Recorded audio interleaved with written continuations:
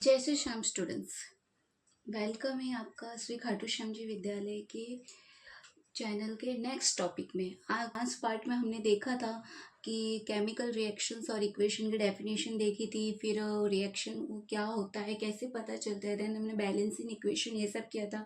आज हम करने वाले केमिकल रिएक्शन के टाइप्स। कितने टाइप्स की केमिकल रिएक्शन होती है? तो टोटल 4 टाइप्स की केमिकल रिएक्शन हमें देखने को मिलती है। नंबर 1 है combination reaction, second is displacement reaction, third is decomposition reaction and fourth is oxidation and reduction reaction. तो आज हम सबसे पहले हम टॉपिक देखने वाले हैं कॉम्बिनेशन रिएक्शन के बारे में। कॉम्बिनेशन ऑफ रिएक्शन क्या होता है? तो ये केमिकल रिएक्शन का सबसे फर्स्ट टाइप है कॉम्बिनेशन ऑफ रिएक्शन। तो ऐसे कौन से रिएक्शन जिन्हें हम कॉम्बिनेशन रिएक्शन कहेंगे? ऐसा क्या होता है रिएक्शन में जो उन्हें कॉम्बिनेशन रिएक्शन कहा गया? What is reason behind to be tell it's a combination reaction? तो ये हम आज पूरा टोटली समझने वाले हैं। बहुत ज़्यादा इंपॉर्टेंट क्वेश्चन है आपकी बोर्ड्स के लिए भी। ये 2 मार्क्स का बहुत इंपॉर्टेंट क्वेश्चन है जो आपका बोर्ड में भी आता है और बहुत इजी भी है। इसको समझने से सिंपल सी चीज़ है, बस वो आपको लर्न रखनी है। तो ये बहुत इजीली आप किसी भी रिएक्शन को देख के आइडेंटिफाई कर सकते हो कि एक्चुअल में वहाँ कौन सी रिएक्शन हो रही है। तो कभी भी आप कोई कॉम्बिनेशन रिएक्शन किसे कहा जाएगा? तो a reaction in which a single product is formed from 2 और मोर रिएक्टेंट। ऐसे रिएक्शंस जिनके अंदर 2 या 2 से ज़्यादा रिएक्टेंट्स को लेकर, यानी जो आप एलिमेंट से, कंपाउंड से जो आप ले रहे हो, तो 2 या 2 से ज़्यादा कंपाउंड या रिएक्टेंट्स को लेकर जब आप कोई रिएक्शन करते हो और उसमें आपको एक सिंगल प्रोडक्ट मिलता है, सिर्फ single product, that's a reaction are known as the combination reaction. कभी भी कॉम्बिनेशन रिएक्शन को अगर आपको आइडेंटिफाई करना है तो हमेशा सिंपल सी चीज देखो, रिएक्शन देखो। रिएक्शन में अगर आपको 2 या 2 से ज्यादा अगर आपको रिएक्टेंट है, जैसे हमने यहाँ पे कैल्शियम ऑक्साइड और वाटर लिया है, ठीक है। कैल्शियम ऑक्साइड को हम लाइम, क्विक लाइम भी कहा जाता है। तो ये रिएक्शन, तो यहाँ पे हमने 2 रिएक्टेंट लिए, बट उसके बिहाफ में हमें प्रोडक्ट क्या मिला? Single, the slaked lime calcium hydroxide, एक सिंगल प्रोडक्ट मिला और हमें दूसरा कोई प्रोडक्ट नहीं बनाया हमारा वहां पे, और हीट रिलीज हुई है, ठीक है। तो इस टाइप की रिएक्शन, ऐसी रिएक्शन जिसमें आप 2 या 2 से ज्यादा रिएक्टेंट लेते हैं हम रिएक्शन में, रिएक्शन करवाने के लिए, और प्रोडक्ट में एज अ प्रोडक्ट हमें सिंगल प्रोडक्ट मिलता है, एक ही सिंगल प्रोडक्ट हमें मिलेगा। जैसे यहाँ पे हमने क्विक लाइम और वाटर का रिएक्शन किया तो हमें क्या मिला? स्लेक लाइम, अ सिंगल प्रोडक्ट, और उसके साथ जो है वो हीट रिलीज हुई है। तो ये रिएक्शन क्या है? Combination reaction. और हीट रिलीज हो रही है, और ऐसे रिएक्शन जिनके अंदर हीट रिलीज होती है, वो ऐसे रिएक्शंस को हम एक्सोथर्मिक रिएक्शन भी कहते हैं। नेक्स्ट, हम अगर कॉम्बिनेशन रिएक्शन के कुछ मोर एग्जांपल देखें तो जैसे बर्निंग ऑफ कोल, आप कार्बन ले लो और ऑक्सीजन को आप जब रिएक्शन करवाओगे, कार्बन और ऑक्सीजन का जब हम रिएक्शन करवाते हैं तो हमें कार्बन डाइऑक्साइड मिलता है। ये हमारा, ये भी एक कॉम्बिनेशन रिएक्शन है। इसमें भी आप देख सकते हैं हमने 2 रिएक्टेंट लिए, बट एज अ प्रोडक्ट हमें सिंगल रिएक्टेंट, सिंगल प्रोडक्ट मिला है। तो ये भी हमारा कॉम्बिनेशन रिएक्शन का एग्जाम्पल है। और मोर एग्जाम्पल अगर हम देखते हैं तो formation of water from the H2NO2, hydrogen और ऑक्सीजन को लेकर जो वाटर बनाया जाता है वो भी कॉम्बिनेशन रिएक्शन में आता है। You can see here that here is hydrogen and oxygen, 2 reactant लिया, उसके बिहाफ में जब हमने रिएक्शन किया तो हमें क्या मिला? A single product water. Okay, तो these all are the example of the combination reaction. Combination reaction समझने के लिए एक सिंपल सी सीधी सी चीज हमें याद रखनी है कि जब 2 या 2 से ज्यादा सब्सटेंस जब कंबाइन होते हैं और एक सिंगल प्रोडक्ट बनाते हैं, वो सिर्फ कंबाइन हो रहे हैं वहां पे, और कोई भी बाय प्रोडक्ट बन ही नहीं रहा है, सिंपल सा सीधा सा एक सिंगल प्रोडक्ट अगर हमें मिल रहा है, तो that's reactions are known as the combination reaction. Okay, now ऐसे रिएक्शन जिसके अंदर रिएक्शन करते टाइम, जब कोई भी ऐसी रिएक्शन, जब रिएक्टेंट का जब रिएक्शन होता है, कोई केमिकल रिएक्शन होती है, तो वहां पे प्रोडक्ट के साथ साथ हमें बहुत सारी हीट भी रिलीज होती है। मतलब प्रोडक्ट के साथ अगर हमें हीट रिलीज हो रही है वहां पे उस रिएक्शन में, एज अ प्रोडक्ट के साथ अगर हमें हीट भी मिल रही है, तो उस टाइप के रिएक्शन को एक्सोथर्मिक रिएक्शन कहा जाता है।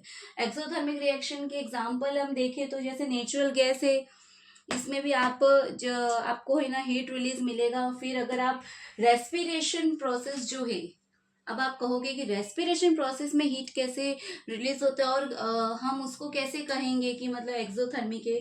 तो उसमें भी जब ग्लूकोज का और जब ऑक्सीजन का जब रिएक्शन होता है एनर्जी बनाने के लिए, तब भी वहां पर भी हीट रिलीज ही होती है।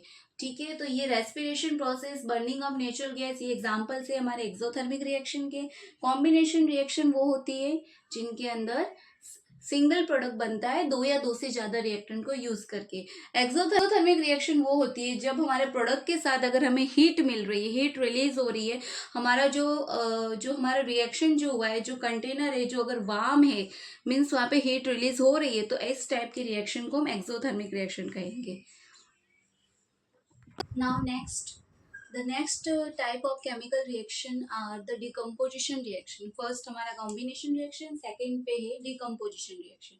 So what are decomposition reaction? कौन सी reactions को decomposition reaction कहेंगे और कैसे हमें पता चलेगा कि ये जो reaction जो यहाँ पे decomposition हो रहा है, कैसे हम आइडेंटिफाई करेंगे? तो जैसे कॉम्बिनेशन रिएक्शन के लिए हम कैसे आइडेंटिफाई करते हैं, या दो या दो से ज्यादा रिएक्टेंट हो और वो अगर रिएक्शन करके वो दोनों दो या दो से ज्यादा जो रिएक्टेंट होते हैं वो अगर रिएक्शन करते हैं, उसके बाद अगर हमें सिंगल प्रोडक्ट मिलता है तो वो कॉम्बिनेशन होता है। जस्ट उसी तरह इसमें उसका जस्ट हमें रिवर्स करना है। तो इसमें क्या होता है कि in a reaction that a single reactant break down to give a simpler product. तो डिकम्पोजिशन रिएक्शन में क्या होता है कि यहाँ पे जो सिंगल प्रोडक्ट हम सिंगल रिएक्टेंट जो हम लेंगे, वो रिएक्टेंट जो है वो ब्रेक डाउन होता है, उसका वो टूटता है और हमें बहुत सारे प्रोडक्ट हमें देगा, दो या दो से ज्यादा प्रोडक्ट वो हमें देगा। That's reaction are known at the decomposition reaction. तो ऐसे रिएक्शन जिसके अंदर सिंगल रिएक्टेंट का ब्रेकडाउन होता है और हमें सिंपलर प्रोडक्ट हमें मिलते हैं, that's reactions are known as the decomposition reaction. यहाँ पे हम एक एग्जांपल ले रहे हैं फेरस सल्फेट क्रिस्टल का। फेरस सल्फेट क्रिस्टल जो है, जब हम उसे हीट देंगे तो वो वाटर लॉस करता है और उसके बाद जब वो उसमें से वाटर लॉस हो जाता है तो क्रिस्टल चेंजेस, हमें कलर जो होता है क्रिस्टल के उसमें चेंजेस हमें दिखाई देते हैं। और बाद में जो फेरिक ऑक्साइड जो है, जो फेरस सल्फेट जो है उसका ब्रेकडाउन हो जाता है और फिर वो बाद में ferric oxide, sulphur dioxide and sulphur trioxide में कन्वर्ट हो जाता है। Now the next example is calcium carbonate. हम सब बहुत अच्छे से जानते हैं कि कैल्शियम कार्बन जो है उसको लैंडस्टोन भी कहा जाता है और इसका बहुत सारा यूजेस भी है। अगर हम कैल्शियम कार्बोनेट का अगर हम डिकम्पोजिशन करते हैं तो हमें कैल्शियम ऑक्साइड और कैल्शियम डाइऑक्साइड हमें मिलेगा और डिकम्पोजिशन करने के लिए हीट इज़ वेरी रिक्वायर्ड। आप किसी भी अगर रिएक्टेंट का या सब्सटेंस कंपाउंड एलिमेंट अगर हम बोले, अगर हमें उसका डिकम्पोजिशन करना है तो हमें उसको हीट देना पड़ेगा। Now the next is when a decomposition reaction is carried out by heating is called thermal decomposition.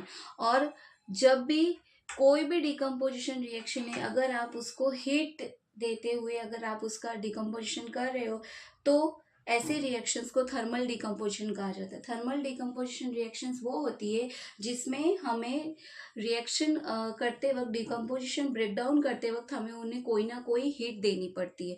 जब आप उसे हीट दोगे और उसका ब्रेकडाउन हो रहा है, that's reaction are known as thermal decomposition. Now breakdown जो होता है, जो डिकम्पोजिशन रिएक्शन जो होती है वो सिर्फ और सिर्फ हीट से भी नहीं होती है, वो सनलाइट या इलेक्ट्रिसिटी से भी हो सकता है। तो सनलाइट के लिए हम एक एग्जांपल लेते हैं, जैसे हमने सिल्वर क्लोराइड लिया। सिल्वर क्लोराइड जो है, जब आप उसको सनलाइट के प्रेजेंस में अगर आप रखेंगे तो उसमें हमें जो हमारा जो वाइट सिल्वर पाउडर जो होता है, सिल्वर क्लोराइड का जो पाउडर होता है वो ग्रे कलर में कन्वर्ट हो जाता है। क्यों? क्योंकि वहाँ पे जो सिल्वर क्लोराइड जो था उसका ब्रेकडाउन हो चुका है, सिल्वर में से क्लोराइड जो है वो अलग हो चुका है, इस वजह से वहाँ पे कलर चेंजेस हमें देखने को मिलते हैं। तो ऐसे डिकम्पोजिशन रिएक्शन जिसमें कोई ना कोई एनर्जी हमेशा हमें रिक्वायर्ड होती है डिकम्पोजिशन करने के लिए, फिर चाहे आप हीट लो, लाइट यूज़ करो या इलेक्ट्रिसिटी यूज़ करो उसके ब्रेकडाउन के लिए, रिएक्टेंट के ब्रेकडाउन के लिए। तो इस तरह की रिएक्शंस को जिसमें कोई ना कोई एनर्जी एब्जॉर्ब करते हैं डिकम्पोजिशन करने के लिए, उन रिएक्शंस को एंडोथर्मिक रिएक्शन कहा जाता है। ये जस्ट एक्सोथर्मिक का अपोजिट होता है। एक्सोथर्मिक रिएक्शन में हीट को एब्जॉर्ब करते एक्सोथर्मिक रिएक्शन में हीट हमें एज अ बाय प्रोडक्ट मिलती है, एक्सोथर्मिक रिएक्शन में हीट रिलीज होती है एंड एंडोथर्मिक रिएक्शन में हीट जो है वो एब्जॉर्ब होती है। सो सिंपल रिवीजन कि डिकम्पोजिशन रिएक्शन उन्हें कहेंगे जिनके अंदर सिंगल रिएक्टेंट जो होते हैं वो ब्रेक डाउन होकर सिंपल प्रोडक्ट हमें देंगे। उसका एग्जांपल भी हमने देखा है फेरस सल्फेट क्रिस्टल का।